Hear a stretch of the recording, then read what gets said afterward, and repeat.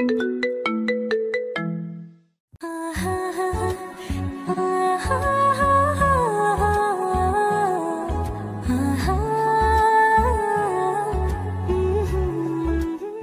কুত্তার বাচ্চা, তোর কি একটু লজ্জা শরম নেই? আমার রুমে এসে আবার আমার দিকে ড্যাব ড্যাব করে তাকিয়ে কি দেখতেছিস? ম্যাডাম, আমি তো এসেছিলাম আপনাকে ডাকার জন্য। আপনি তো বলেছেন কলেজে যাবেন, এটার জন্য তো আমি এসেছিলাম। আপনার তো লেট হয়ে যাচ্ছে। আমার লেট হচ্ছে নাকি কি হচ্ছে এটা তোকে বলেছি দেখার জন্য? দরকার পড়লে আজকে কলেজে যাব না। তুই কেন আমার রুমে ঢুকলি আর কার অনুমতি নিয়ে আমার রুমে প্রবেশ করেছিস?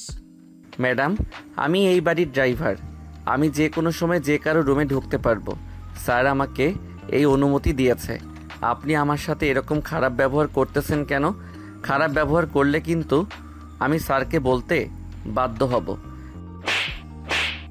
স্যারকে বলতে বাধ্য হবি? যা গিয়ে তোর স্যারকে বল আমি তোর গালে চড় মেরেছি। তোর স্যার যদি জিজ্ঞেস করে কেন চড় মেরেছি, তাহলে বলবি যে ম্যাডামের গায়ে কোনো কাপড় ছিল না, আমি হুট করে রুমে ঢুকে পড়েছি, এটার জন্য আমাকে মারতে। সাগর কোনো কথা বলল না, কারণ এখানে তার অপরাধটা অনেক বেশি। কারণ সে রুমের ভেতরে প্রবেশ করেছে না অনুমতি নিয়ে।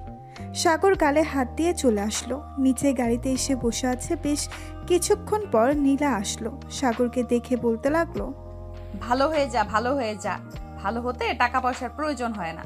আর যদি টাকা পয়সার প্রয়োজন হয় তাহলে আমাকে বলতে পারিস, আমি না হয় 2-4 টাকা ভিক্ষা দিব। সাগর চুপচাপ নীলার কথাগুলো সহ্য করে যাচ্ছে, কারণ তার কথাগুলো সহ্য করে যেতে হবে, না হলে তো এই বাড়িতে কাজ করতে পারবে না। সাগর গরিব ঘরের সন্তান, তার আব্বুর মাধ্যমে এই চাকরিটা পেয়েছে। সামান্য কিছু বেতনের জন্য সাগর কাজ করতেছে। ম্যাডাম, এখন কি কলেজে যাব নাকি অন্য কোথাও যাবেন? এখন সোজা কলেজে যা, আর আজকে আমি 2টা ক্লাস করব। 1 ঘন্টা সময় লাগবে ক্লাসগুলো শেষ হতে। তুই 1 ঘন্টা ওখানে বসে থাকবি। যদি কোথাও গিয়েছিস তাহলে আব্বুর কাছে বিচার দিব, বলবো তুই আমাদের গাড়ি নিয়ে প্রতিদিন মেয়েদেরকে নিয়ে ঘুরোঘুরি করিস। সাগর শুধু মাথা নাড়ালো, আর কোনো কিচ্ছু বলল না। সাগর এখানে কোনো কিছু বললেই তার অপরাধ। নীলা হচ্ছে ধনী পরিবারের একমাত্র মেয়ে, তার কোনো ভাই বোন নেই। তার আব্বু টপ বিজনেসম্যান হওয়ার কারণে নীলার অনেক অহংকার। সাগর ড্রাইভ করতে করতে চলে আসলো কলেজে। নীলাকে নামিয়ে দিয়ে বসে আছে সাগর। এমন সময় তার ফোনটা বেজে উঠল। তাকিয়ে দেখে নীলার আব্বু ফোন দিয়েছে। কলটা রিসিভ করতেই ওপাশ থেকে নীলার আর আব্বু বলতে লাগলো, সাগর, তুমি কোথায় আছো? এখন একটু অফিসে আসো তো, আমাকে নিয়ে গাজীপুর যেতে হবে একটু। আমার ড্রাইভার অসুস্থ, সে আজকে আসতে পারে নাই। স্যার, ম্যাডামকে তো কলেজে দিয়ে গেলাম, উনি তো বলেছে 1 ঘন্টা পর আবার কোথায় যেন যাবে। এখন যদি আমি চলে যাই আপনার সাথে, তাহলে তো উনি আবার রাগ করবে আর আপনার কাছে বিচার দিবে আমি নাকি অন্য কাউকে নিয়ে ঘুরে বেড়াই। তুমি আসো তো, আমি তো আছি। 10 মিনিটের ভিতরে আমার অফিসে আসো। এই বলে সাগর ড্রাইভ করতে করতে চলে গেল নীলার আব্বুর অফিসে। প্রায় 10 মিনিট পর নীলার আব্বু চলে আসলো নিচে। গাড়িতে বসে পড়তেই সাগর ড্রাইভ করতে লাগলো। বেশ কিছুক্ষণ পর সাগর ড্রাইভ করে চলে আসলো গাজীপুর নীলাদের অফিসের সামনে। নীলার আব্বু গাড়ি থেকে নেমে চলে গেল অফিসের ভেতরে। এদিকে সাগর ঘড়ির দিকে তাকিয়ে দেখে 11:42 বাজে। এতক্ষণে নীলা হয়তো কলেজ থেকে বের হয়ে গেছে। চলুন দেখে আসে নীলা কি করতেছে। এদিকে নীলা কলেজ থেকে বের হয়ে গেটের সামনে আসতেই দেখতে পেল সাগর নেই। এটা দেখে নীলা প্রচন্ড রেগে গিয়ে বলতে লাগলো, কুত্তার বাচ্চাকে বলেছিলাম এখানে থাকার জন্য, নিশ্চয়ই কোনো মেয়ে নিয়ে ঘুরতে গেছে। আজকে বাসায় আসুক, এরপর তার বিচার করব। ফকিরের বাচ্চা, অন্যদের গাড়ি নিয়ে ভাব দেখাস। এই বলে নীলা রাগে গজগজ করতে করতে একটা রিক্সা নিয়ে চলে আসলো বাসায়। কলিং বেল দিতেই নীলার আম্মু এসে দরজা খুলে দিল। নীলার মুখের দিকে তাকিয়ে বুঝতে পেরে গেল কিছু একটা হয়েছে। কি রে নীলা, কি হয়েছে? এরকম ভাবে রেগে আছিস কেন? সাগর কিছু বলেছে নাকি তোকে? এই কুত্তার বাচ্চাটা প্রতিদিন মেয়ে নিয়ে ঘুরোঘুরি করে গাড়ি দিয়ে। আজকে আব্বু আসুক, এরপর বিচার দিব আব্বুর কাছে, আর বলবো তাকেই বাড়ি থেকে বের করে দেওয়ার জন্য। ওর মতো ড্রাইভার আমাদের দরকার নেই। তুই শুধু শুধু রাগ করতেছিস। সাগর তো তোর আব্বুকে নিয়ে গাজীপুরে গেছে, তোর কাছে তো ফোন ছিল না, এটার জন্য ফোন দিয়ে বলতে পারে না। আমাকে ফোন দিয়েছিল, আমাকে সব কিছু বলেছে। গাজীপুর যেহেতু গিয়েছে, একবার দারোয়ানের কাছে বলে তো যেতে পারতো। না বলেই চলে গেছে, এটার জন্য তো তাকে শাস্তি পেতে হবে। দেখ নীলা, তোর কিন্তু অহংকার অনেক বেড়ে গেছে।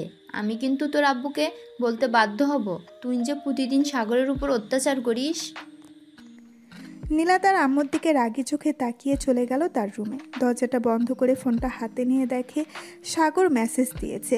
মেসেজটা ছিল এমন: ম্যাডাম, আপনার কাছে ফোন না থাকার কারণে আমি আপনাকে বলে আসতে পারি নাই যে আমি আপনার আব্বুকে নিয়ে গাজীপুর এসেছি অফিসে। প্লিজ আপনি রাগ করবেন না। রাগ করবো না আবার? তুই একবার শুধু বাড়িতে আয়, তারপর দেখতে পারবি কি করি তোর অবস্থা।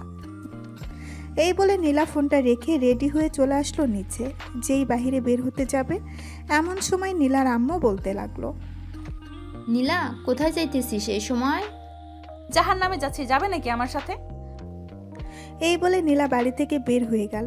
এইদিকে নীলার আম্মু নীলার ব্যবহারে অনেক খারাপ লাগলো আর মনে মনে বলতে লাগলো: নীলার আব্বুর জন্য এরকম হয়েছে মেয়েটা। আজকে যদি টাকা পয়সা দিয়ে লাইনা দিত তাহলে মেয়েটা কখনো এরকম হতো না। আল্লাহ জানে এই মেয়ের ভাগ্যে কি আছে। এই বলে নীলার আম্মু দরজাটা লাগিয়ে দিয়ে চলে গেল তার রুমে। এদিকে নীলা চলে আসলো ক্লাবে। এসে দেখে তার সকল বন্ধুরা ড্রিঙ্কস করতেছে। নীলাকে দেখে তার বান্ধবী আখি বলতে লাগলো: কি রে নীলা, কি হয়েছে তোর? এইভাবে রেগে আছিস কেন? বাসায় কি আন্টি কিছু বলেছে তোকে? আরে আম্মু কি বলবে, আম্মু কিছু বলে নাই। ওই ড্রাইভারটা আছে না, তোকে বলেছিলাম না, সে আজকে আমার কথার অবাধ্য হয়েছে। শুধু বাসায় আসুক, এরপর থেকে মজা দেখাবো। দেখ নীলা, ছেলেটা কিন্তু অনেক ভালো, তুই শুধু তার উপর অত্যাচার করতেছিস। ছেলেটা কিন্তু সামান্য কিছু টাকার জন্য তোদের বাসে কাজ করে না, না হলে কবেই চলে যেত। হ্যাঁ জানি তো, তোর তো আবার গরিবের উপর অনেক মায়া, এই জন্যই তো বলতেছি সেই সব। তোদের সাথে যে কেন বন্ধুত্ব করলাম একমাত্র আল্লাহ ছাড়া আর কেউ জানে না। তোর মতো বান্ধবী না থাকলে আমাদের কোনো কিছু যায় আসে না। তুই যদি আমাদের সাথে বন্ধুত্ব না রাখতে চাস তাহলে বন্ধুত্ব রাখিস না। এই বলে আখি চলে গেল অন্য পাশে। এদিকে নীলা তার বয়ফ্রেন্ডের সামনে বসে ড্রিঙ্কস করতেছে আর তার বয়ফ্রেন্ড নীলার রূপ দেখতেছে। এটা দেখে নীলা বলতে লাগলো: জানেমান, আমার সব কিছুই তো তোমার, তাহলে এভাবে দেখার কি আছে? জান, তোমার সব জিনিস যেহেতু আমার, তাহলে আমাকে দেখতে দাও ভালোভাবে। তুমি তো আমার কাছেই আসো না, তাহলে দেখবো কিভাবে? জানেমান, বিয়ে করো, এরপর যত ইচ্ছে তত দেখো। তখন তো কেউ আর আমাদেরকে বাধা দেবে না। জানেমান, তুমি তো জানো আমার চাকরি নেই। আমি এখন কিভাবে তোমাকে বিয়ে করব? আর বিয়ে করলে রাখবো কোথায়? আব্বু তো বলেছে চাকরি যতদিন না করবি ততদিন নাকি বিয়ে করতে পারবো না। জানেমান, সমস্যা নেই, আমার আব্বুর তো অনেক টাকা আছে, যখন যত টাকা চাইবো তত টাকাই দিবে। চলো বিয়ে করে ফেলি। আর 1-2টা বছর যাক, এরপর বিয়ে করব। জানেমান, আমার না একটা R15 বাইক লাগবে, কিনে দিতে পারবে? অবশ্যই কিনে দিতে পারবো জান, তুমি শুধু বলো কবে লাগবে। আচ্ছা, তুমি তো বলেছ তুমি যখন টাকা চাইবে তোমার আব্বু তখন টাকা দিয়ে দিবে, তাহলে এখন একটা বলো না R15 এর জন্য 7 লক্ষ টাকা দিতে, যাতে আমি একেবারে নিয়ে আসতে পারি। ওকে জানেমান, আমি এক্ষুনি আব্বুকে ফোন দিয়ে বলতেছি, তুমি শুধু ওয়েট করো, আমি তোমাকে আজকেই বাইক কিনে দিব। ঠিক আছে জানেমান, এখন তাহলে তুমি ফোন দিয়ে তোমার আব্বুকে বলো টাকা পাঠানোর জন্য। নীলা ফোন দিল তার আব্বুর নাম্বারে। বেশ কিছুক্ষণ পর তার আব্বু ফোনটা রিসিভ করলো আর বলল: মামনি, তুমি ওই সময় ফোন দিয়েছো? আর আজকে এত তাড়াতাড়ি কলেজ থেকে চলে এসেছো কেন? আব্বু, আজকে খুব গরম পড়েছে তো এর জন্য চলে এসেছি। আর তোমাকে একটা কথা বলতে চাচ্ছিলাম, আমার না এখন 7 লক্ষ টাকা লাগবে, তুমি আমার অ্যাকাউন্টে টাকাটা পাঠিয়ে দাও এখন। তুমি এত টাকা দিয়ে কি করো? গত পরশুদিন না তুমি 2 লক্ষ টাকা নিলে, আবার এখন 7 লক্ষ টাকা চাইতেছো? দরকার আছে বলেই তো চাইছি, তুমি দিবে নাকি দিবে না? না দিলে বলে দাও। আমি কি বলতেছি তোমাকে দিব না? আচ্ছা, আমি কিছুক্ষণ পর টাকা পাঠাচ্ছি, মিটিংয়ে আছি তো, মিটিংটা শেষ করে পাঠাচ্ছি। ঠিক আছে আব্বু, আর ধন্যবাদ তোমাকে। এই বলে নীলা ফোনটা কেটে দিল। এদিকে নীলার আব্বু তার কেবিনে বসে ভাবতে লাগলো। মেয়েটাকে প্রতি মাসে মাসে এত টাকা দেই, মেয়েটা কি করে? তার আম্মু ঠিকই বলেছে, টাকা দিতে দিতে আমি লাই দিয়ে ফেলেছি। এখন শুধু টাকা চাই। এই 7 লক্ষ টাকা দেওয়ার পর আর 1 টাকাও দিব না। যা খুশি করে ফেলুক। এই বলে নীলার আব্বু নীলার অ্যাকাউন্টে 7 লক্ষ টাকা পাঠিয়ে দিল। বিকেলে নীলার আব্বু আর সাগর চলে আসলো বাসায়। অন্যদিকে নীলা তার অ্যাকাউন্টে টাকা ঢুকতেই তার বয়ফ্রেন্ড নিলয়কে উদ্দেশ্য করে বলতে লাগলো। নিলয় চলো এখন, আব্বু টাকা পাঠিয়ে দিয়েছে, তোমার জন্য বাইক কিনে নিয়ে আসি। রিয়েলি? তোমার আব্বু সত্যি টাকা পাঠিয়ে দিয়েছে? আমার তো বিশ্বাসই হচ্ছে না। তুমি চাওয়ার সাথে সাথে টাকা পাঠিয়ে দিয়েছে? এই দেখো, আমার অ্যাকাউন্টে পুরো 7 লক্ষ টাকা আছে, দেখেছো? মাত্র পাঠিয়েছে, এই দেখো মেসেজ। এই বলে নীলা তার বয়ফ্রেন্ডকে নিয়ে চলে আসলো বাইকের শোরুমে। নিলয়কে একটা সুন্দর দেখে বাইক কিনে দিল। নিলয় নীলাকে নিয়ে কিছুক্ষণ ঘোরাঘুরি করে নীলাকে তার বাসার সামনে নামিয়ে দিয়ে চলে গেল। এদিকে নীলা হাসি মুখে বাড়ির ভেতরে প্রবেশ করতেই দেখতে পেল সাগর বসে আছে সোফায়। সাগরকে দেখে নীলা বলতে লাগলো। এই কুত্তার বাচ্চা, তুই কোথায় গিয়েছিলি? তোকে না বলেছিলাম ওখানে থাকার জন্য, তুই চলে গেলি কেন এখান থেকে? নীলা, আমি সাগরকে নিয়ে গিয়েছিলাম, আর তুমি এরকম ব্যবহার করতেছো কেন? মুখের ভাষা ঠিক করো। সরি আব্বু, আসলে আমি একটু রেগে গিয়েছিলাম তো ওই সময়, সাগরকে না দেখতে পেয়ে, তাই আর কি এখন একটু বকাঝকা করে ফেলেছি। সাগর সরি, আর তুই একটু আমার রুমে আয় তো, ঘরের লাইটটা নষ্ট হয়ে গেছে, পাল্টে দিবি। এই বলে নীলা চলে আসলো তার রুমে। এদিকে সাগর বুঝতে পারছে রুমে গেলেই কিছু একটা করবে। সাগরকে চুপচাপ বসে থাকতে দেখে নীলার আব্বু বলতে লাগলো। সাগর, যাও নীলার রুমের লাইটটা পাল্টে দিয়ে আসো, না হলে আবার চিৎকার চেঁচামেচি করবে। ঠিক আছে স্যার, আমি যাইতেছি এখনই। এই বলে সাগর চলে আসলো নীলার রুমে। এদিকে নীলা বিছানায় বসে বসে ফোন টিপতেছে। সাগর রুমের বাহির থেকে বলতে লাগলো। ম্যাডাম, ভিতরে আসতে পারি? হ্যাঁ ভেতরে আয়, আর এইভাবে প্রতিদিন বলে এরপর আমার রুমে ঢুকবি। আমার সামনে সোজা হয়ে দাঁড়া। তোকে কি যেন বলেছিলাম, কোথাও যাবি না, কিন্তু তুই আমার কথার খেলাপ করেছিস। এখন দেখ তোকে কি করি।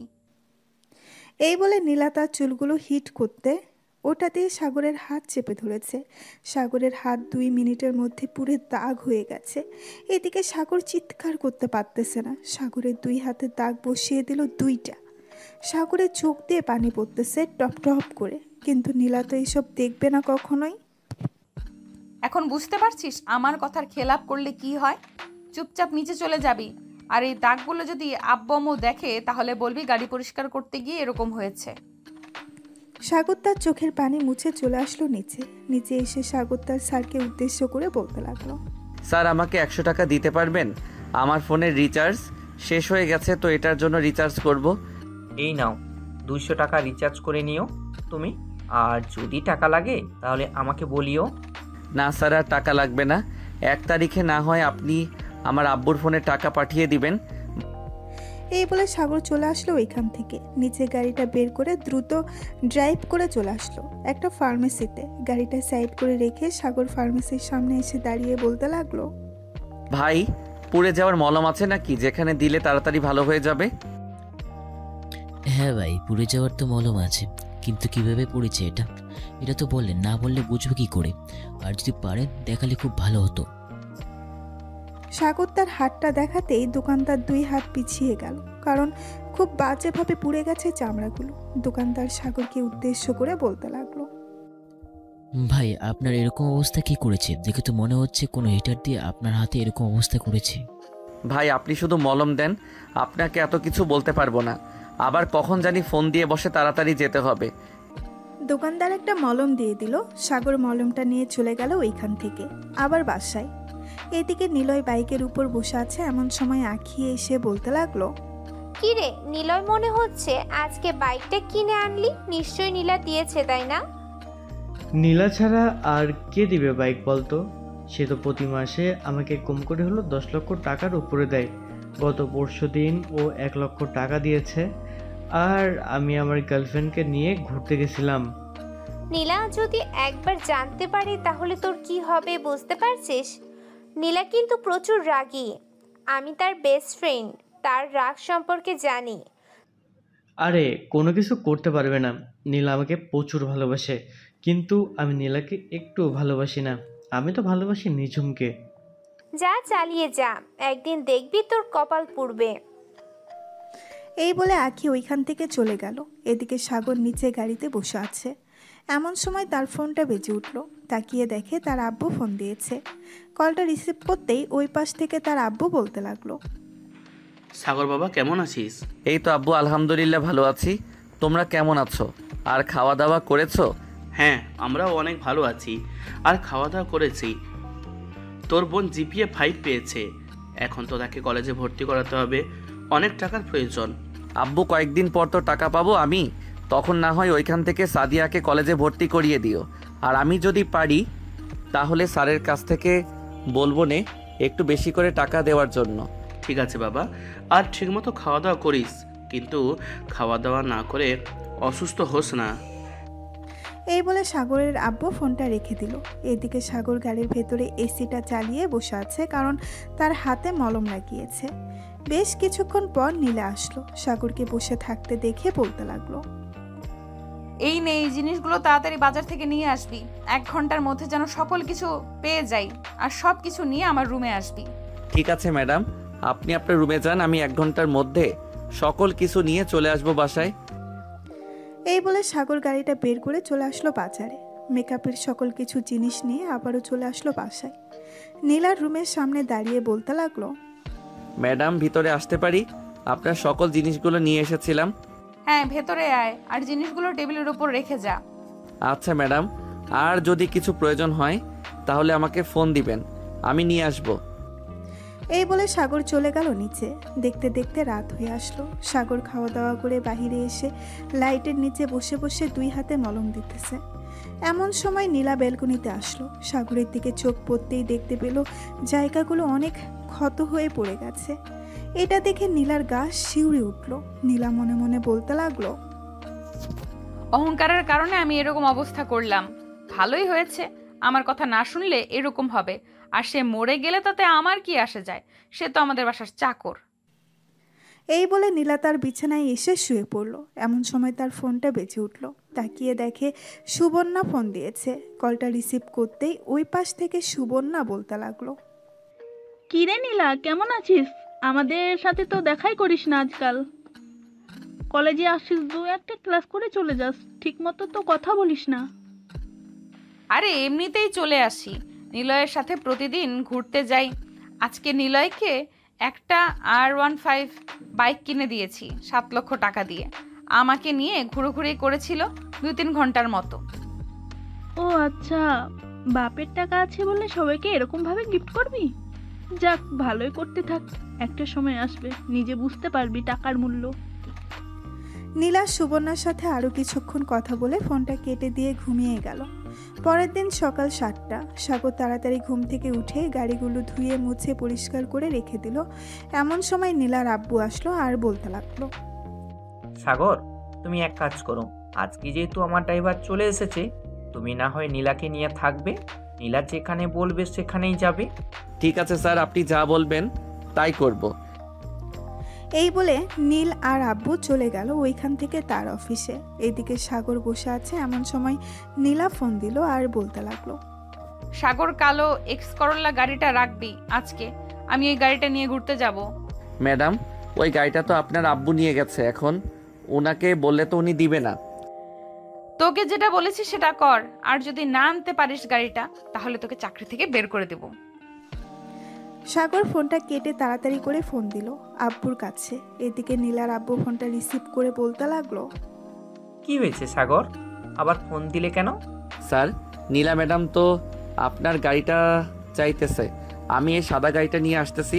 আপনি প্লিজ রাস্তা এক সাইডে বলেন ড্রাইভারকে দাঁড়া করাতে। 10 মিনিটের ভিতর আসতে পারবে নাকি?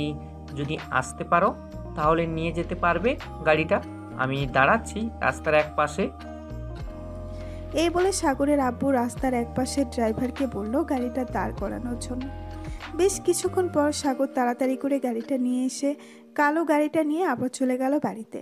গিয়ে দেখে নীলা বাহিরে দাঁড়িয়ে আছে। নীলাকে দেখে সাগরের আত্মা শুকিয়ে গেল। ভালো হয়েছে গাড়িটা নিয়ে এসেছিস, আমি তো এটাই চাইছিলাম। এখন কলেজে চল, আর আজকে যদি তুই কোথাও যাস তোকে কিন্তু আমি মেরে ফেলবো। কালকে শুধু তোর হাত পুড়িয়ে দিয়েছিলাম, আজকে চলে গেলে তোর গলা টিপে মেরে ফেলবো। এই বলে নীলা গাড়িতে উঠে পড়ল। সাগর নীলাকে নিয়ে কলেজের উদ্দেশ্যে রওনা দিল। বেশ কিছুক্ষণ পর নীলাকে নিয়ে চলে আসলো কলেজে। গাড়িটা সাইড করে রেখে দিল সাগর। এদিকে নীলা গাড়ি থেকে নেমে চলে গেল কলেজের ভেতর। এমন সময় আছে সাগরের পাশে দাঁড়াতেই দেখতে পেল সাগরের 2 হাত পুড়ে গেছে। এটা দেখে আখি বলতে লাগলো, কি ব্যাপার, আপনার হাত পুড়লো কিভাবে? এমনিতেই গাড়ি পরিষ্কার করতে গিয়েছিলাম, তখন একটু ছ্যাঁকা খেয়েছি, তাই আর কি হাতটা একটু পুড়ে গেছে। আর আপনি কে? আপনি আমাকে এসব জিজ্ঞেস করতেছেন কেন? আমি হচ্ছি নীলার বেস্ট ফ্রেন্ড আখি। আর তোমাকে আমি আগে থেকে চিনি, তুমি নীলার ড্রাইভার। আর এটা কোনো সামান্য ছ্যাঁকা খাওয়ার দাগ না, আমি খুব ভালো করেই বুঝতে পারতেছি এটা হয়তো কোনো হিটারের দাগ। নীলা যে আপনার উপর এভাবে অত্যাচার করে আপনি কাউকে বলেন না কেন? আরে কে বলেছে আপনাকে ম্যাডাম আমার উপর অত্যাচার করে? ম্যাডাম আমার উপর অত্যাচার করে না, ম্যাডাম তো সবসময় আমাকে ভালোবাসে, এটা দেয় ওইটা দেয়। এই দেখেন আমাকে আজকে চকলেট দিয়ে গেছে। গাড়িতে 2টা চকলেট রাখা ছিল। ওই 2টা চকলেট দেখিয়ে বলল কথাটা। আপনি যতই মিথ্যা কথা বলেন না কেন, আমার চোখের কাছে আপনি কখনোই মিথ্যা কথা বলতে পারবেন না। আচ্ছা যাই হোক, আমি এখন ক্লাসে যাই, ক্লাস শুরু হয়ে যাবে। আর সাবধানে থাকবেন নীলার কাছ থেকে। এই বলে আখি চলে গেল ওইখান থেকে তার ক্লাসরুমে। গিয়ে দেখে নীলা তার সকল ফ্রেন্ডদের সাথে বসে বসে কথা বলতেছে। আখিও তাদের সাথে যোগ। বেশ কিছুক্ষণ পর স্যার আসলো। স্যার আসতেই সবাই বসে পড়লো যার যার সিটে। 5টা ক্লাস করে নীলা চলে আসলো বাইরে। এসে দেখে সাগর বসে আছে। সাগরকে দেখে বলতে লাগলো, এই ড্রাইভার, তুই বাসায় চলে যা, আমি আমার বয়ফ্রেন্ডের সাথে ঘুরতে যাব। আমি যখন ফোন দিব আবার চলে আসবি তুই। ঠিক আছে ম্যাডাম, আর একটা কথা, একটু সময় থাকতে ফোন দিয়েন যাতে আমি আসতে পারি। আপনি তো এমন সময় ফোন দেন আর বলেন তাড়াতাড়ি আসার জন্য। আমি যে কোনো সময় ফোন দিব, যে কোনো সময় চলে আসতে হবে তোর। যতক্ষণ টাইম দিব ততক্ষণের মধ্যে চলে আসবি, এখন যা। সাগর চলে আসলো বাসায়। এসে দেখে তার ম্যাডাম বসে বসে কার সাথে যেন কথা বলতেছে। সাগরকে দেখে বলতে লাগলো, কি ব্যাপার সাগর, নীলা কোথায়? নীলা আসে নাই নাকি তোমার সাথে? না ম্যাডাম, নীলা ম্যাডাম আসে নাই। নীলা ম্যাডাম তার বন্ধু বান্ধবীদের সাথে ঘুরতে গেছে, বলেছে আসছে নাকি বিকাল হবে। ও আচ্ছা, তুমি তো আবার সকালে খাওয়া দাওয়া করো নাই, যাও ফ্রেশ হয়ে আসো, আমি টেবিলে খাবার দিতেছি। ঠিক আছে ম্যাডাম, আমি ফ্রেশ হয়ে আসতেছি। এই বলে সাগর চলে গেল তার রুমে। ফ্রেশ হয়ে নিচে এসে খাবার টেবিলে বসে 2 লোকমা খাবার মুখে দিতেই এমন সময় তার ফোনটা বেজে উঠল। তাকিয়ে দেখেন নীলা ফোন দিয়েছে। ফোনটা রিসিভ করে কানের কাছে ধরতেই উপাস থেকে নীলা বলতে লাগলো, হ্যালো, এবার আমি লোকেশন পাঠাচ্ছি, 10 মিনিটের মধ্যে এখানে চলে আয়। আর 2:15 বাজে, ঠিক 2:25-এর মধ্যে চলে আসবি। রাখলাম এখন। নীলা ফোনটা রেখে দিল। এদিকে সাগর খাবার খাবে নাকি চলে যাবে এইসব ভাবতেছে। এমন সময় সাগর তাড়াতাড়ি করে তার হাতটা ধুয়ে চলে গেল বাইরে। গাড়িটা নিয়ে নীলার দেওয়া লোকেশনে চলে আসলো। এসে দেখে নীলা তার বন্ধু বান্ধবীদের সাথে দাঁড়িয়ে আছে। সাগর তাড়াতাড়ি গাড়ি থেকে বের হয়ে পেছনের দরজাটা খুলে দিল। নীলা সাগরের সামনে এসে ঠাস করে সাগরের গালে চড় মেরে দিল আর বলতে লাগলো, 1 মিনিট দেরি করে এসেছি, সেটার জন্য একটা চড় মেরেছি। চল তাড়াতাড়ি বাসায় যাব, খুব ক্ষুধা লাগছে। এই বলে নীলা গাড়িতে উঠে গেল। এইদিকে নীলার সকল বান্ধবীরা এসব দেখেছে, কিন্তু নীলাকে কোনো কিছুই বলে নাই। সাগর বেশ কিছুক্ষণ পর চলে আসলো বাসায়। নীলা বাড়ির ভেতরে প্রবেশ করতেই নীলার আম্মু বলতে লাগলো, কি রে নীলা, সাগর কোথায়? সে তো বাহিরে বসে আছে, গাড়িতে দেখো গিয়ে। নীলার আম্মু চলে আসলো বাহিরে। এসে দেখে সাগর গাড়িতে বসে আছে। সাগরকে দেখে নীলার আম্মু বলতে লাগলো, তুমি খাবারগুলো শেষ না করে চলে গেছো কেন? ম্যাডাম আপনার মেয়েকে আনা অতি জরুরি, না আনলে তো। না হলে পরে কি বলো?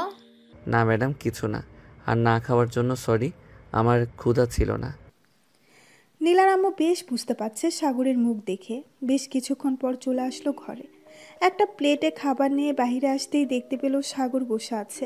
সাগরকে খাবার দিয়ে বলতে লাগলো, এই খাবারগুলো খেয়ে নাও। সাগর হাত ধুয়ে খাবারে 2 হাত দিয়েছে, এমন সময় তার ফোনটা বেজে উঠল। তাকিয়ে দেখে নীলা ফোন দিয়েছে। এদিকে সাগর আবারও হাত ধুয়ে কলটা রিসিভ করলো আর বলতে লাগলো, জি ম্যাডাম, বলেন। আমার জন্য রেস্টুরেন্ট থেকে বিরিয়ানি নিয়ে আয়, তোর বিকাশে টাকা পাঠিয়েছি 500। ঠিক আছে ম্যাডাম, আমি যাইতেছি এখনই। এই বলে সাগর ফোনটা কেটে দিয়ে নীলার আম্মুকে উদ্দেশ্য করে বলতে লাগলো, ম্যাডাম কিছু মনে করবেন না, আসলে আমার ভাগ্যে হয়তো আজকে খাবার জুটবে না, আপনি খাবারগুলো নিয়ে যান। নীলার আম্মু কোনো কিছুই বলতে পারলো না সাগরকে, কারণ তিনি জানেন এখন যদি সাগর বিরিয়ানি না এনে দেয় তাহলে সাগরের উপর অত্যাচার করবে। নীলার আম্মু মাথা নিচু করে চলে আসলো বাড়ির ভেতরে। সোফায় বসে ফোন দিল তার বড় ভাইকে। হ্যালো ভাইয়া, আমি তোদের বাসায় কিছুদিনের জন্য আসতেছি থাকার জন্য। তুমি তো বলতে আমি নাকি আসি না, কালকে চলে আসবো। ঠিক আছে, কালকে চলে আয়, আর পারলে নীলাকে নিয়ে আসিস, নীলা তো বাসায় একা একা থাকবে। নীলা যাবে না, তার সামনে পরীক্ষা তো, এর জন্য কিছুদিন পর না হয় যাবে। এই বলে নীলার আম্মু ফোনটা কেটে দিল। এদিকে সাগর নীলার জন্য বিরিয়ানি নিয়ে চলে আসলো। বাসায় কলিং বেল দিতেই সাগরের আম্মু এসে দরজা খুলে দিল। সাগর তাড়াতাড়ি করে চলে আসলো নীলার রুমে সামনে আর বলতে লাগলো, ম্যাডাম ভিতরে আসতে পারি? হ্যাঁ ভেতরে আয়, বিরিয়ানি নিয়ে এসেছিস? জি ম্যাডাম, বিরিয়ানি নিয়ে এসেছি, এখানে 500 টাকার বিরিয়ানি আছে। ধন্যবাদ, যা এখন তুই। সাগর চলে আসলো নিচে। দেখতে দেখতে বিকাল গড়িয়ে সন্ধ্যা হয়ে গেল। সাগর গোসল করে গাড়িতে বসে আছে, এমন সময় বাড়ির ভেতরে প্রবেশ করলো নীলার আব্বু। সাগরকে গাড়ির ভেতরে বসে থাকতে দেখে বলতে লাগলো, কি ব্যাপার সাগর, তুমি এখানে বসে আছো কেন? বাড়ির ভিতরে যাও, এখানে বসে বসে মশার কামড় খাচ্ছ। স্যার আমি পরে যাব না, খাওয়া দাওয়া করে তো আবার বাইরে এসে থাকতে হবে। এখন চোরের উৎপাত বেড়েছে অনেক, কখন চোর আসে কে জানে। নীলার আব্বু চলে গেল বাড়ির ভেতরে। রাতে খাবার টেবিলে বসে আছে, এমন সময় নীলার আব্বু বলতে লাগলো, নীলার মা, সাগর খাবার খেয়েছে নাকি?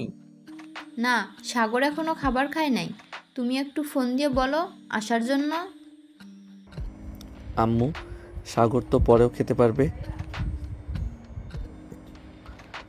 আমরা খাওয়া দাওয়া শেষ করে নেই আগে। নীলা, সাগর পরে খাবে কেন? সেও তো একটা মানুষ, সে গরিব বলে কি তাকে অবহেলা করব আমরা? সাগর আমাদের সাথে বসে বসে খাবে। এই বলে নীলার আব্বু ফোন দিল সাগরকে। বেশ কিছুক্ষণ পর সাগর বাড়ির ভেতরে এসে দেখে সবাই খাবার খাচ্ছে। নীলার চোখের দিকে তাকাতেই দেখতে পেল নীলা তার চোখ লাল করে তাকিয়ে আছে সাগরের দিকে। সাগরের আর বুঝতে বাকি রইল না নীলা কি বোঝাতে চাচ্ছে। স্যার আপনারা খাবার খেয়ে নেন, আমি না হয় আপনাদের খাবার খাওয়ার পর খাবার খাবো। কেন? আমরা খাবার খাওয়ার পর তুমি খাবার খাবে কেন? আমাদের সাথে এখানে বসো, আমাদের সাথে খাবার খাবে। আরে না স্যার, আমি আপনাদের সাথে খাবার খাবো কি করে? আমার হাতে ময়লা লেগে আছে, আমি পরে খেয়ে নিব। ম্যাডাম আপনি আমার জন্য অল্প কিছু খাবার রেডি করে দেন, আমি না হয় বাইরে খেয়ে নিব। নীলার আম্মু সাগরের দিকে তাকিয়ে দেখে সাগর মাথা নিচু করে দাঁড়িয়ে আছে। নীলার আম্মুর বুঝতে আর বাকি রইল না, নীলা এতক্ষণ তার ইশারায় সব কিছু বলে দিয়েছে। নীলার আম্মু সাগরকে খাবার রেডি করে দিয়ে দিল। এদিকে সাগর চলে আসলো খাবার নিয়ে। বাহিরে খাওয়া দাওয়া করে গাড়ির ভেতরে ঘুমিয়ে গেল। পরের দিন সকাল 10টা সাগর নীলাকে নিয়ে চলে আসলো কলেজে। বেশ কিছুক্ষণ পর সাগর বলতে লাগলো, ম্যাডাম আপনার আম্মু তো বলে দিয়েছে একটু বাসায় যাওয়ার জন্য, উনি নাকি তার বাবার বাড়িতে যাবে। আমি কি ওনাকে তার বাবার বাড়িতে দিয়ে আসবো যদি অনুমতি দেন? এখান থেকে নানা বাড়িতে যাইতে তো 2 ঘন্টা সময় লাগবে, আবার আসতে 2 ঘন্টা। ঠিক আছে যা, আর তাড়াতাড়ি চলে আসবি। আমি না হয় আজকে রিক্সা নিয়ে বাড়িতে চলে যাব। সাগর চলে আসলো বাসায়। নীলার আম্মুকে নিয়ে গাড়িতে বসে পড়ল। সাগর ড্রাইভিং সিটে বসে ড্রাইভ করতেছে, এমন সময় নীলার আম্মু সাগরকে উদ্দেশ্য করে বলতে লাগলো, আচ্ছা সাগর, তুমি এই কাজটা কেন করতেছো? নীলা যে তোমাকে এভাবে অপমান করে, এভাবে মারধর করে, তুমি কিছু বলতে পারো না? ম্যাডাম আমরা মধ্যবিত্ত, আমরা কি বলবো? আমাদের কোনো কিছুই বলার নেই। হয়তো আমিও অপরাধ করেছি, তাই মাঝে মধ্যে মারে। নীলার আম্মু সাগরের দিকে এক নজরে তাকিয়ে আছে। প্রায় 2 ঘন্টা পর নীলার আম্মুকে নিয়ে চলে আসলো তার বাবার বাড়িতে। নামিয়ে দিয়ে সাগর আবারও রওনা দিল নীলাদের বাসার উদ্দেশ্যে। দীর্ঘ 2 ঘন্টা পর সাগর চলে আসলো বাসায়। এসে দেখে নীলা চলে এসেছে। সাগর মেসেজ করে জানিয়ে দিল সে চলে এসেছে। এদিকে নীলা তার বয়ফ্রেন্ডকে নিয়ে তার রুমে বসে আছে। এমন সময় নীলার বয়ফ্রেন্ড বলতে লাগলো, বেবি, তোমাকে একটু আদর করি প্লিজ। আজকে অন্তত একটু আদর করতে দাও তোমাকে। দেখো নিলয়, আমি তোমাকে আদর করতে দিতে পারবো না। আমি তোমাকে আগেই বলেছি যেদিন বিয়ে করবে ওই দিন আদর করতে দিব তোমাকে। তুমি বুঝতে পারছো না কেন? যদি পেটে বেবি চলে আসে তখন কি করব? বেবিটা কে না হয় আমরা মেরে ফেলবো, এছাড়া আর কি করতে পারবো। এখন প্লিজ একটু আদর করতে দাও, না হলে কিন্তু আমি তোমার সাথে আর কোনো যোগাযোগ রাখবো না। প্লিজ নিলয়, এসব বলো না। তুমি এইসব ছাড়া অন্য যা চাইবে আমি তাই দিব। বলো কি চাও তুমি? তাহলে আমাকে আজকে 10 লক্ষ টাকা দাও। আমি আর তোমার কাছে এসব কোনো কিছু চাইবো না। আচ্ছা, তুমি এখানে বসো, আমি আব্বুর রুম থেকে টাকা নিয়ে আসতেছি। ঠিক আছে, যাও তাহলে। নীলা চলে আসলো তার আব্বুর রুমে। চাবিটা খুঁজে বের করে ড্রয়ার থেকে 10 লক্ষ টাকা নিয়ে চলে আসলো তার রুমে। নিলয়ের হাতে দিয়ে বলতে লাগলো, এই নাও তোমার 10 লক্ষ টাকা। এখন তুমি বাড়িতে চলে যাও। আব্বু চলে আসবে কিছুক্ষণের মধ্যে। তোমাকে দেখলে পরে সমস্যা হবে। বেবি, বেবি আছে বেবি, আর তোমাকে অনেক অনেক অনেক ধন্যবাদ। এখন তাহলে যাই আমি। ঠিক আছে, যাও তাহলে এখন। নিলয় চলে আসলো নিচে। তার বাইকটা নিয়ে চলে গেল তার বাড়িতে। এদিকে সাগর নিচে বসে সব কিছুই দেখেছে, কে এসেছে আর কে গিয়েছে। বেশ কিছুক্ষণ পর নীলার আব্বু আসলো। নীলার আব্বু এসে দেখে সাগর বাহিরে দাঁড়িয়ে আছে। সাগরকে দেখে বলতে লাগলো, আচ্ছা সাগর, তোমাকে তো বাড়ির ভিতরে রুম দিয়েছি আর বলেছি সেখানে সবসময় থাকবে এবং বিশ্রাম করবে। তাহলে তুমি সেখানে থাকো না কেন? ওইখানে বসে থাকো কেন সব সময়? স্যার, বাড়ি থেকে যদি কিছু চুরি হয়ে যায় তখন তো আপনারা আমাকে অপরাধী বানাবেন। এর জন্য আমি বাড়ির ভিতরে যাই না, বাইরে থাকি। সাগর, এসব বলা কিন্তু একদম ঠিক হয় নাই। আমি তোমাকে খুব ভালো করেই চিনি, তুমি এরকম করার লোক না। যাও, রুমে যাও, গিয়ে বিশ্রাম করো। সাগর নীলার আব্বুর সাথে চলে আসলো বাড়ির ভেতরে। সাগর তার রুমে প্রবেশ করতেই নীলার আব্বুর ডাক শুনতে পেল। নীলা, এই নীলা, এইদিকে আই তো। আমার ড্রয়ারের থেকে 10 লক্ষ টাকা নিয়েছে কে? আমি জানবো কি করে আব্বু তোমার ড্রয়ার থেকে 10 লক্ষ টাকা নিয়েছে কে? আমি কি তোমার রুমে এসেছি নাকি? তুই ছাড়া তো এই রুমে ঢোকার সাহস আর কারণ নেই। এমনকি সাগরও বাড়ির ভিতরে প্রবেশ করে না। ও আচ্ছা, তুমি এখন আমাকে চোর দাবি করতেছো তাই না? আমি চুরি করেছি? বাড়িতে তো সাগরও ছিল, তাকে একবার চোর দাবি করতে পারলে না? সাগর, তুই কি আমার রুম থেকে 10 লক্ষ টাকা চুরি করেছিস? নীলার আব্বুর মুখে এরকম কথা শুনে সাগর ভ্যাবাচেকা খেয়ে গেল আর বলতে লাগলো, স্যার, আমি আপনার রুম থেকে টাকা চুরি করতে যাব কেন? আমি আপনার রুম থেকে টাকা চুরি করি নাই। আর আমি তো আজকে বাড়ির ভিতরেই আসি নাই। আপনি চাইলে সিসি ক্যামেরা চেক করতে পারেন। সাগরের মুখে সিসি ক্যামেরাটার কথা শুনে নীলার আব্বু চলে আসলো তার রুমে। কম্পিউটারে দেখতে লাগলো তার রুমে কে এসেছিল। বেশ কিছুক্ষণ দেখার পর নীলার আব্বুর আর বুঝতে বাকি রইল না টাকাটা চুরি করেছে নীলা। নীলার আব্বুর বাহিরে এসে নীলার গালে ঠাস ঠাস করে চড় মারলো আর বলতে লাগলো, তুই চুরি করেছিস টাকা, তুই অন্যজনের নামে বদনাম ছড়াচ্ছিস কেন? এই দেখ, তুই আমার রুম থেকে টাকা চুরি করে নিয়ে এসেছিলি। গত পরশুদিন তোকে আমি 7 লক্ষ টাকা দিলাম, আবার আজকে 10 লক্ষ টাকা তুই নিয়েছিস। এত টাকা নিয়ে কি করিস তুই? এত টাকা নিয়ে যা ইচ্ছা তাই করি, তাতে তোমাদের কি? আর এই টাকা তো তোমরা কবরে নিয়ে যাবে না, এ টাকা তো তুমি আমাকেই দিয়ে যাবে। আমি তোকে দিয়ে যাই বা অন্য কাউকে দিয়ে যাই, তুই আমার রুম থেকে টাকা চুরি করলি কেন? আর বল, এত এত টাকা তুই কি করিস? কি করি এটা বলতে পারবো না, আমার টাকা লাগছে এর জন্য আমি টাকা নিয়েছি। আর কোনোদিন যদি তুই আমার রুম থেকে টাকা চুরি করেছিস বা আমার কাছে টাকা চাইছিস, তাহলে তোকে বাড়ি থেকে বের করে দিব। সামান্য কিছু টাকার জন্য তুমি আব্বু আমার সাথে এরকম ব্যবহার করতেছো? তোমার টাকা আর লাগবে না আমার। দেখা যাবে আমার টাকা লাগবে নাকি লাগবে না। আর কোনোদিন দেখি তুই আমার কাছে টাকা চাস কি না। সাগর, তোমাকে ভুল বোঝার জন্য সরি। সাগর চলে গেল নিচে। গাড়ির ভেতরে বসে আছে এমন সময় নীলা আসলো। সাগরের সামনে দাঁড়িয়ে ঠাস ঠাস করে সাগরের গালে চড় মেরে দিল আর বলতে লাগলো, তুই স্বীকার করলি না কেন তুই টাকা চুরি করেছিস? তাহলেই তো আব্বু আমাকে মারতো না। ভাবছিলাম তোর উপর আর অত্যাচার করব না, কিন্তু এখন থেকে তোর উপর আরো বেশি অত্যাচার করব। তুই যদি স্বীকার করে নিতি যে টাকাগুলো তুই চুরি করেছিস। ম্যাডাম, আমি যেহেতু টাকা চুরি করি নাই, সো আমি মিথ্যা কথা বলতে যাব কেন? আমি মিথ্যা কথা বলতে পারবো না। আপনি চুরি করেছেন, আপনি এখন ধরা পড়েছেন, আর আমার উপর অত্যাচার করতেছেন। হ্যাঁ, তোর উপর অত্যাচার করতেছি, কারণ তুই যদি আব্বুকে বলতি তুই চুরি করেছিস তাহলে তো আমাকে কিছুই করতো না। রেডি থাকিস, যখন তখন তোর উপর অত্যাচার করব। এই বলে নীলা আবারও চলে গেল বাড়ির ভেতরে। এদিকে সাগর গাড়ির ভেতরে বসে বসে ভাবতেছে এই চাকরি ছেড়ে দিবে নাকি করবে। চাকরি ছেড়ে দিলে তো আব্বু আম্মু এবং আমার বোনের পড়ালেখা পুরো মাটি হয়ে যাবে। আমি তাদের চালাবো কিভাবে? না, এই চাকরি ছাড়তে পারবো না। যতই অত্যাচার করুক না কেন, আমি থাকবো এখানে। এইসব ভাবতেছে সাগর। এমন সময় নীলার আব্বু ফোন দিল। সাগর কলটা রিসিভ করতেই ওপাশ থেকে নীলার আব্বু বলতে লাগলো, সাগর, তুমি একটু আমার রুমে আসো তো, একটা জরুরি কাজ আছে। জি স্যার, আসতেছি।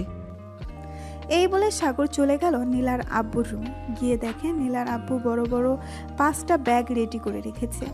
সবগুলো ব্যাগের ভেতরে টাকা রাখা আছে। এটা দেখে সাগর বলতে লাগলো, স্যার আমাকে ডেকেছিলেন, আর সবগুলো ব্যাগের ভিতর এভাবে টাকা ভরে রেখেছেন কেন? সবগুলো টাকা ব্যাংকে জমা করে আসবো, এটার জন্য সবগুলো ব্যাগে ভরে রেখেছি। চলো সবগুলো লাগেজ নিয়ে। ঠিক আছে স্যার, চলেন। 5টা ব্যাগ নিয়ে চলে আসলো গাড়িতে। সবগুলো ব্যাগ রেখে সাগর ড্রাইভিং সিটে বসে পড়ল। পেছনে বসে আছে নীলার আব্বু। সাগরকে উদ্দেশ্য করে বলতে লাগলো, সাগর, আমি জানি নীলা তোমার উপর অনেক অত্যাচার করে। কি বলবো বলো, আমার একমাত্র মেয়ে, তাকে তো কিছু বলতে পারি না। কিছু বললেই দেখো না বাড়ি ভাঙচুর করে। স্যার কিছু বলার প্রয়োজন নেই, ম্যাডাম দেখবেন এমনিতেই ঠিক হয়ে যাবে কিছুদিন পর। আর ওই ছেলেটাকে আমি চিনি না, এতগুলো টাকা দিয়ে দিল ওই ছেলেটাকে। আমি খোঁজ লাগাচ্ছি, দেখি ওই ছেলেটাকে আর আমার মেয়ের কাছ থেকে এতগুলো টাকা নিয়ে গেল কেন। সাগর আর নীলার আব্বুর কথা বলতে বলতে চলে আসলো ব্যাংকে। টাকাগুলো রেখে দুইজন চলে আসলো আবার বাসায়। এদিকে নীলা নিলয়কে ফোন দিয়ে নিলয় ফোনটা রিসিভ করে বলতে লাগলো, হ্যালো বেবি, বলো। নিলয়, আমি তোমাকে বিয়ে করব, এবং আজকে আব্বু আমাকে অনেক মারধর করেছে। তোমাকে টাকা দিয়েছি বলে তুমি প্লিজ আমাকে বিয়ে করো। জান প্লিজ, আর কয়েকটা দিন যাক, এরপর না হয় তোমাকে বিয়ে করব। প্লিজ আর কয়েকটা দিন একটু অপেক্ষা করো। আমি তোমার কাছ থেকে টাকা নিয়ে একটা বিজনেস শুরু করতেছি, এটার জন্য আর কিছুদিন সময় চাইতেছি। ঠিক আছে, আমি তোমাকে 2 মাস সময় দিলাম। এই 2 মাসের ভেতরে আমাকে নিয়ে যাবে তুমি। ফোন রাখলাম তাহলে এখন। ঠিক আছে, ফোন রাখো তাহলে। এইদিকে নিলয় মনে মনে বলতে লাগলো, তোকে বিয়ে করব, তাও আবার আমি? তোর মতো দজ্জাল মেয়েকে আমি বিয়ে করতে পারবো না। যার ভিতরে কোনো মনুষ্যত্ব নেই, তাকে বিয়ে করে কখনোই সুখী হতে পারবো না। এইসব বলতেছে নিলয় মনে মনে। এদিকে নীলার আব্বু ফোন দিল নীলার আম্মুর কাছে। নীলার আম্মু ফোনটা রিসিভ করে বলতে লাগলো, কি হয়েছে, ফোন দিয়েছো কেন? তুমি বাড়ি থেকে চলে গেছো, আর তোমার মেয়ে জানো কি করেছে? আমার ঘর থেকে 10 লক্ষ টাকা চুরি করে নিয়ে একটা ছেলেকে দিয়ে দিয়েছি। তুমি তাড়াতাড়ি বাসায় আসো। আমি বাসায় গিয়ে কি করব? তুমি তোমার মেয়েকে নিয়ে থাকো, তোমার মেয়ে তো অনেক ভালো, টাকা দিয়ে দিয়ে লাই দিয়েছো। এখন বলতেছো কেন আমাকে যাওয়ার জন্য? এখন থেকে আর কোনো টাকা দিব না, প্লিজ তুমি বাসায় আসো। সাগরকে পাঠিয়ে দাও, আমি আসতেছি। ঠিক আছে, আসো তাহলে। আর সাগর, তুই একটু তোর ম্যাডামকে নিয়ে আয় তো তার বাবার বাড়ি থেকে। স্যার এখন তো প্রায় সন্ধ্যা হয়ে গেছে, আস্তে আস্তে তো রাত 10টা 11টা বেজে যাবে। কালকে নিয়ে আসলে হয় না? যেহেতু বলে দিয়েছি এখন নিয়ে আসার জন্য, যা নিয়ে আয় একটু কষ্ট করে। আর এই নে 1000 টাকা, তুই কিছু খেয়ে নিস, সারাদিন তো মনে হয় খাস নাই। সাগর টাকাটা নিয়ে চলে আসলো নিচে। গাড়িতে এসে বসে আছে সাগর। গাড়িতে স্টার্ট দিয়ে চললো নীলার আম্মুকে আনার জন্য। 2 ঘন্টা পর চলে আসলো নীলার আম্মুর বাপের বাড়ি। সাগরকে দেখে নীলার আম্মু বলতে লাগলো, সাগর, তুমি যেহেতু চলে এসেছো আর তোমাকে দেখে তো মনে হচ্ছে খাও নাই, এক কাজ করো, এখান থেকে খেয়ে নাও। এখানে তোমাকে আর কেউ বিরক্ত করবে না। ভাবি, সাগরকে খাবার দেন। সাগর খাওয়া দাওয়া করে নিল। খাওয়া দাওয়া শেষ করে নীলার আম্মুকে নিয়ে আবারও রওনা দিল বাড়ির উদ্দেশ্যে। হঠাৎ আম্মু সাগরকে বলতে লাগলো, সাগর, নীলা যে টাকা চুরি করেছে এটা তুমি দেখো নাই? আর টাকাগুলো কাকে দিয়েছে তুমি দেখেছো? ম্যাডাম, টাকাগুলো কাকে দিয়েছে এটা তো আমি দেখি নাই, কিন্তু একটা ছেলে এসেছিল, ওই ছেলেটাকে মনে হয় দিয়েছে। ছেলেটাকে আগে কখনো আমি দেখি নাই। ও আচ্ছা, আমার মেয়েটাকে বলদ পেয়ে যত ইচ্ছা তত টাকা নিতেছে। দেখবে একদিন নীলা সব কিছু বুঝবে, ওই দিন সব কিছু হারাবে। নীলার আম্মু সাগরের কথা বলতেছে। হঠাৎ সাগরের হাতের দিকে চোখ পড়লো আর বলতে লাগলো, সাগর, তোমার হাতে কি হয়েছে? এসব দেখে মনে হচ্ছে তো পুড়ে গেছে। আরে ম্যাডাম, এসব কিছু না, ওই যে গাড়ি পরিষ্কার করতে গিয়েছিলাম তো হাতে একটু ছ্যাঁকা খেয়েছি। তুমি যদি হাতে ছ্যাঁকা খেয়ে থাকো তাহলে তো এক হাতে ছ্যাঁকা খাবে, 2 হাতে ছ্যাঁকা খেলে কিভাবে? সত্যি করে বলো, নীলা তোমার এসব করে নাই তো? সাগর কোনো কিছু বলতেছে না, কারণ সে জানে এখন যদি কিছু বলে তাহলে নীলাকে বকাবকি করবে। নীলাকে বকাবকি করলে নীলার সাগরের উপর অত্যাচার করবে। আমি বুঝতে পারছি এইসব কাজ হচ্ছে নীলার, সে ছাড়া অন্য কেউ এরকম করবে না তোমার সাথে। সাগর চুপচাপ গাড়ি চালাচ্ছে। প্রায় 2 ঘন্টা পর চলে আসলো বাসায়। নীলার আম্মু বাসার ভেতরে প্রবেশ করতে দেখতে পেল নীলা বসে আছে সোফায় আর টিভি দেখতেছে। নীলাকে কিছু না বলে সোজা চলে গেল রুমে। দেখতে দেখতে রাত 1টা বেজে গেল। সাগর খাওয়া দাওয়া করে চলে আসলো বাহিরে। আকাশের দিকে তাকিয়ে বলতে লাগলো, আমার ভাগ্যটা বুঝি এরকমভাবেই লেখা হয়েছে। এটার জন্য সবসময় আমাকে মানুষ অত্যাচার করে, ভালোভাবে থাকতে দেয় না। এইসব বলতেছে গাড়ির সাথে হেলান দিয়ে। বেশ কিছুক্ষণ পর সাগর গাড়ির ভেতরে এসিটা চালিয়ে ঘুমিয়ে গেল। পরের দিন সকাল 6টা। সাগর তাড়াতাড়ি ঘুম থেকে উঠে সকল কিছু পরিষ্কার করে বসে আছে। এমন সময় নীলার আম্মু ফোন দিল। সাগর ফোনটা রিসিভ করে বলতে লাগলো, হ্যালো সাগর, তুমি একটু আমার রুমে আসো তো। জি ম্যাডাম, আসতেছি। এই বলে সাগর ফোনটা কেটে দিয়ে চলে গেল নীলার আম্মুর রুমে। ভেতরে প্রবেশ করতেই দেখতে পেল নীলার আম্মু টাকা গুনতেছে। সাগরকে দেখে নীলার আম্মু সাগরের দিকে কিছু টাকা বাড়িয়ে দিয়ে বলতে লাগলো, সাগর, তুমি তো আমাদের বাসায় কাজ করতেছো অনেক দিন ধরে, তোমাকে তো কখনো কিছু দিতে পারি নাই। এক কাজ করো, এই টাকাগুলো তোমার কাছে রেখে দাও, এটা আমি এমনিতে দিলাম তোমাকে। ম্যাডাম, টাকাগুলো একটু আমার আব্বুর নাম্বারে পাঠিয়ে দিতে পারবেন? আমার তো এখানে টাকার প্রয়োজন হয় না, আপনি আব্বুর নাম্বারে পাঠিয়ে দেন। আমার ছোট বোনকে কলেজে অ্যাডমিশন করাবে, টাকা লাগবে অনেক। আচ্ছা, আমি তোমার এই মাসের বেতন আর কিছু টাকা বাড়িয়ে পাঠিয়ে দিতেছি, তুমি তোমার আব্বুকে বলে দাও। ধন্যবাদ ম্যাডাম। সাগর চলে আসলো নিচে। এমন সময় নীলা ফোন দিল আর বলতে লাগলো, তাড়াতাড়ি গাড়ি রেডি কর, আমি কলেজে যাব। ম্যাডাম, আপনার কলেজ তো সকাল 10টার সময় খুলে, আপনি 8টার সময় কোথায় যাবেন? তোকে এত প্রশ্ন করতে বলছি নাকি? যেটা বলেছি ওইটা কর। চুপচাপ গাড়িটা রেডি কর, আমি 5 মিনিটের মধ্যে আসতেছি নিচে। এই বলে নীলা ফোনটা কেটে দিল। বেশ কিছুক্ষণ পর নীলা আসলো। সাগর ড্রাইভিং সিটে বসে ড্রাইভ করতে লাগলো। বেশ কিছুক্ষণের মধ্যেই চলে আসলো কলেজের সামনে। নীলা গাড়ি থেকে নেমে বলতে লাগলো, তুই বাড়িতে চলে যা, আর আমি যে সময় ফোন দিব ওই সময় তুই চলে আসবি। ঠিক আছে ম্যাডাম, আপনি যে সময় ফোন দিবেন আমি ওই সময় চলে আসব। এই বলে গাড়িটা ঘুরিয়ে চলে আসলো বাসায়। খাওয়া দাওয়া করে বসে আছে সাগর। চলুন দেখে আসি নীলা কি করতেছে। নীলা তার বয়ফ্রেন্ডের সাথে বসে কফি খাচ্ছে আর বলতেছে, নীলা, তুমি আমাকে বিয়ে করবে তো? হ্যাঁ জান, আমি তো তোমাকে বিয়ে করব, এটার জন্য তো সব কিছু রেডি করতেছি। তুমি আমাকে 10 লক্ষ টাকা দিয়েছো, এই 10 লক্ষ টাকা দিয়ে আমি ছোটোখাটো একটা বিজনেস শুরু করেছি। ও আচ্ছা, তাহলে আমাকে নিয়ে চলো, আমিও দেখবো তুমি কি বিজনেস শুরু করেছো। না মানে এখন যাওয়া যাবে না, কারণ এখন তো পুরোপুরি ঠিক করা হয় নাই। যে সময় পুরোপুরি ঠিক করা হবে ওই সময় আমি তোমাকে নিয়ে যাব। তোমার কথার মধ্যে কেমন যেন সন্দেহ সন্দেহ লাগতেছে। তুমি সত্যি আমাকে বিয়ে করবে তো, নাকি আমার টাকার জন্য এরকম করেছো আমার সাথে?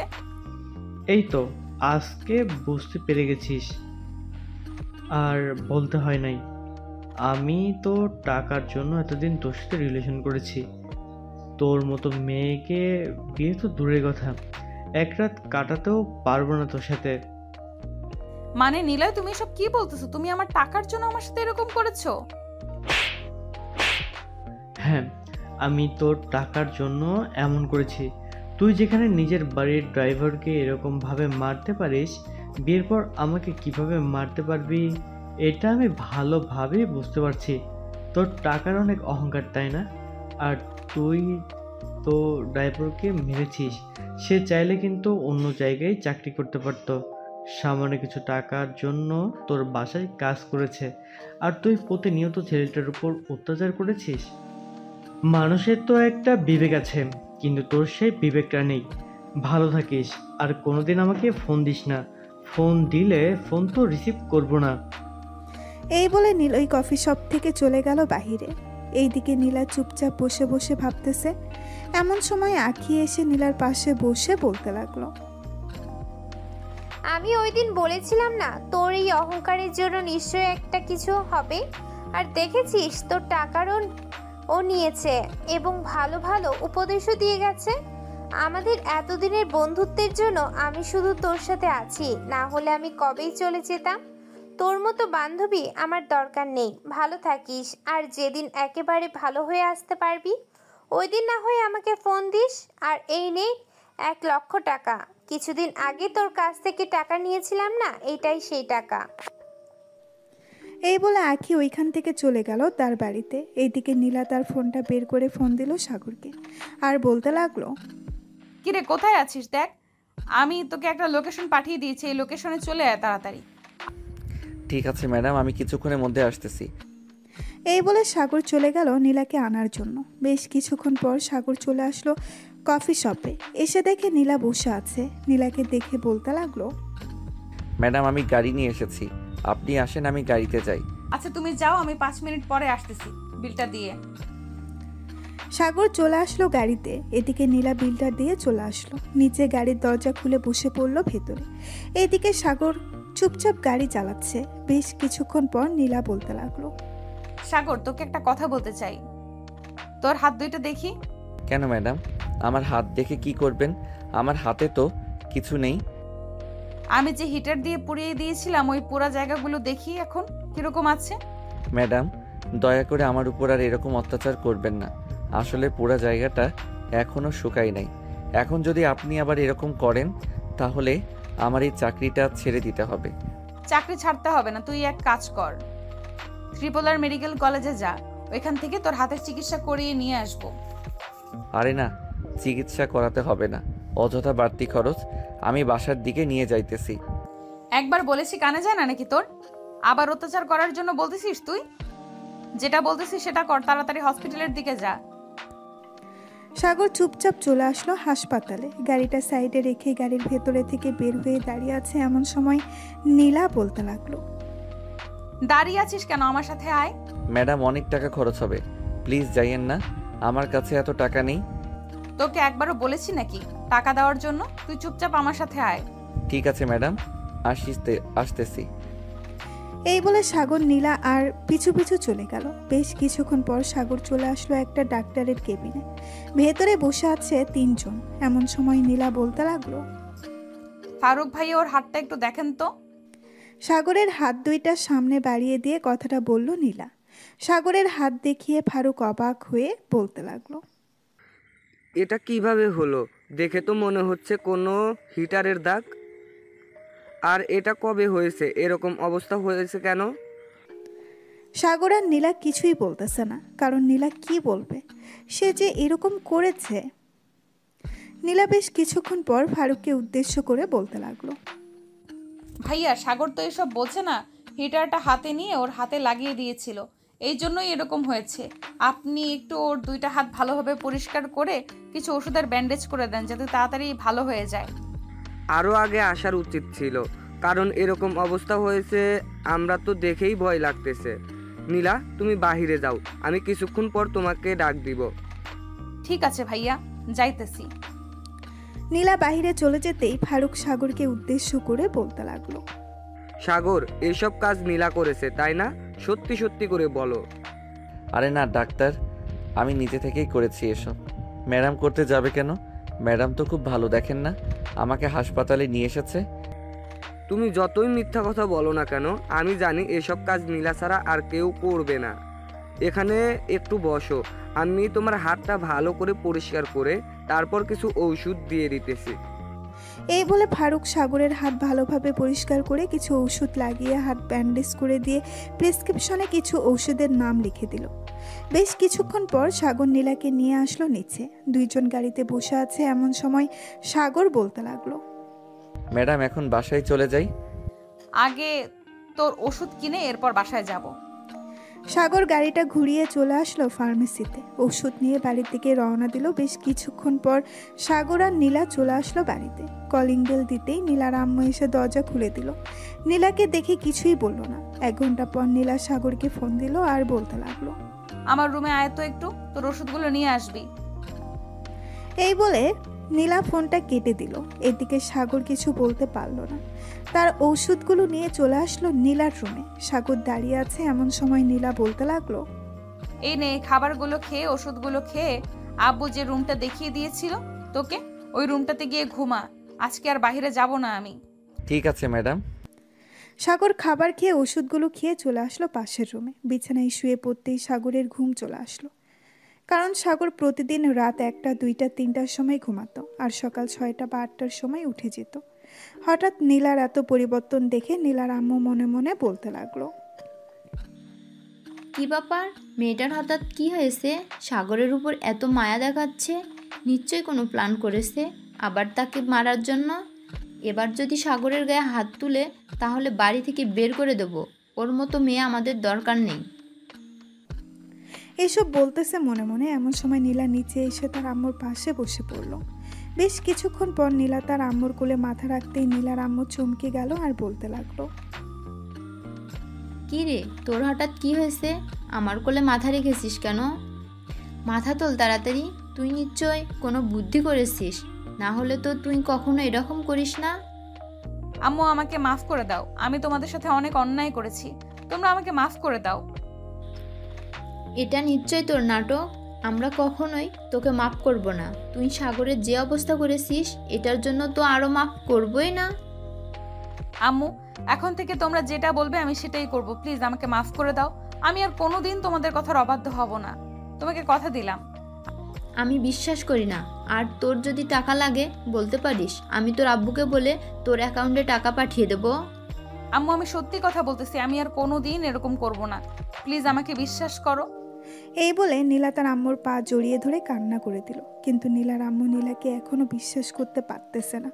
বিশ্বাস করবে কি করে? নীলা যেই ব্যবহার করেছে এটার জন্য তো বিশ্বাস না করাটাই ভালো। আম্মু, আমি এতদিন অনেক ভুল কাজ করেছি। ঘর থেকে টাকা নিয়ে বয়ফ্রেন্ডকে দিয়েছি, আজকে সে আমাকে ছেড়ে চলে গেছে। আজকে আমি বুঝতে পারছি কেন সে আমার কাছে ছিল এতদিন। প্লিজ আম্মু, এইবারের মতো মাফ করে দাও। ঠিক আছে, এবারের মতো মাফ করে দিলাম, তবে আমরা যা বলবো তাই শুনবি তো, নাকি আবার আগের মতো হয়ে যাবি? আমি তোমার মাথায় হাত রেখে বলতেছি, তোমরা যা বলবে আমি তাই শুনবো। প্লিজ আম্মু, আমাকে মাফ করে দাও। ঠিক আছে, যা, মাফ করে দিলাম। আর তুই কিন্তু সাগরের সাথে এটা মোটেও ঠিক করিস নাই। ওর হাতের অবস্থা কি করেছিস একবার দেখেছিলি? আম্মু, দেখেছি। আজকে ডাক্তার দেখিয়ে নিয়ে এসেছি। সাগরের সাথে অনেক অন্যায় করেছি, আর কখনো অহংকার করব না। ঠিক আছে, এখন রুমে যা, আর তোর আব্বু আসলে মাপ চেয়ে নিস। ঠিক আছে আম্মু। এই বলে নীলা চলে আসলো তার রুমে। বেশ কিছুক্ষণ বসে থাকার পর সাগরের রুমের সামনে এসে দেখে সাগর নিচে শুয়ে আছে। সাগরকে নিচে শুয়ে থাকতে দেখে নীলা ডাকতে লাগলো, এই সাগর, সাগর। সাগর লাফ দিয়ে ঘুম থেকে উঠে বসে পড়লো আর বলতে লাগলো, জি ম্যাডাম বলেন। কোথাও যাবেন নাকি? না, কোথাও যাব না। তুমি বিছানা ছেড়ে এইখানে এসে শুয়ে আছো কেন? যাও বিছানায় গিয়ে ঘুমাও। ম্যাডাম, এত নরম বিছানায় ঘুমাতে পারি না, এটার জন্য নিচে ঘুমিয়েছি। ঘুমাতে পারবে, তুমি উপরে গিয়ে ঘুমাও, আর যেন না দেখি নিচে ঘুমাতে। এই বলে নীলা চলে গেল তার রুমে। এদিকে সাগর বিছানায় শুয়ে পড়ল। আবার বেশ কিছুক্ষণের মধ্যে সাগর ঘুমিয়ে গেল। দেখতে দেখতে বিকাল হয়ে গেল। বিকেলে নীলার আব্বু বাসায় আসতে নীলার আম্মু বলতে লাগলো, জানো নীলার আব্বু, নীলা এখন ভালো হয়ে গেছে, এখন আর কারোর সাথে খারাপ ব্যবহার করে না। কে বলেছে ভালো হয়েছে? হয়তো টাকা শেষ, তাই এই রকম বাহানা করতেছে। আমার ঘরে গিয়ে দেখো 10 লক্ষ টাকা আছে, ওইটা নিয়ে দিয়ে দাও, তাহলেই তার আগের রূপ দেখতে পারবে। আমি সত্যি কথা বলতেছি, নীলা ভালো হয়ে গেছে। তাকে আমি টাকা দেওয়ার চেষ্টা করেছিলাম, কিন্তু সে টাকা নেয় নাই। রাতে দেখো তোমার কাছে মাপ চাইবে নীলা। ঠিক আছে, দেখা যাবে রাতে মাপ চাই কি মাপ চাই না। এই বলে নীলার আব্বু চলে গেল ওইখান থেকে রুমে। ফ্রেশ হয়ে খাওয়া দাওয়া করে বসে আছে রাতে সোফায়। এমন সময় নীলা এসে তার আব্বুর পা জড়িয়ে ধরে কান্না করতে লাগলো আর বলতে লাগলো, আব্বু আমাকে মাফ করে দাও, আমি আমার এতদিন যা করেছি সব ভুল করেছি, প্লিজ এবার মাফ করে দাও। দেখ নীলা, বাহানা করিস না, তুই অনেক বাহানা করতে পারিস, আমি জানি তোর টাকার প্রয়োজন, তাই এইসব বলতেছিস। আমার রুমে দেখ, গিয়ে টাকা রাখা আছে, নিয়ে যা। আব্বু আমি সত্যি কথা বলতেছি, আমি আর এমন করব না, প্লিজ আমাকে মাফ করে দাও, আমি তোমার দুইটা পায়ে পড়তেছি। আমি বিশ্বাস করব কি করি? তুই ভালো হয়ে গেছিস, তোকে তো আমি একটু বিশ্বাস করি না। একবার বিশ্বাস করে দেখো, যা বলবে আমি তাই করতে রাজি আছি। আমি যদি বলি তোকে এখন একটা গরিব ছেলের সাথে বিয়ে দিব, বিয়ে করবি? ছেলে যদি ভালো হয় আমি বিয়ে করব, প্লিজ আমাকে মাফ করে দাও আব্বু। ঠিক আছে, এবারের মতো মাফ করে দিলাম। আর শোন, আমি খুব শীঘ্রই একটা গরিব ছেলের সাথে তোর বিয়ে দিব। ঠিক আছে আব্বু, তোমার যেটা ভালো মনে হয় ওটাই করো। এই বলে নীলা চলে গেল তার রুমে। এদিকে নীলার আব্বু তো বেশ অবাক, একদিনে এত পরিবর্তন কিভাবে হলো। এদিকে সাগর বাড়ির ছাদে দাঁড়িয়ে দাঁড়িয়ে তার বোনের সাথে কথা বলতেছে। কলেজে ভর্তি করিয়ে দিয়েছি, এখন ভালোভাবে লেখাপড়া করবি। তুই বলেছিস ডাক্তার হবি, ইনশাল্লাহ তোকে ডাক্তার বানাবো, যতই টাকা লাগুক না কেন। ধন্যবাদ ভাইয়া। আর তুমি তো অনেক দিন হয়েছে গেছো, একবার বাসায় আসবে, তোমাকে দেখি না অনেক দিন হলো। আচ্ছা দেখি কালকে যাইতে পারি নাকি, যদি যাইতে পারি তাহলে ফোন দিয়ে জানিয়ে দিব।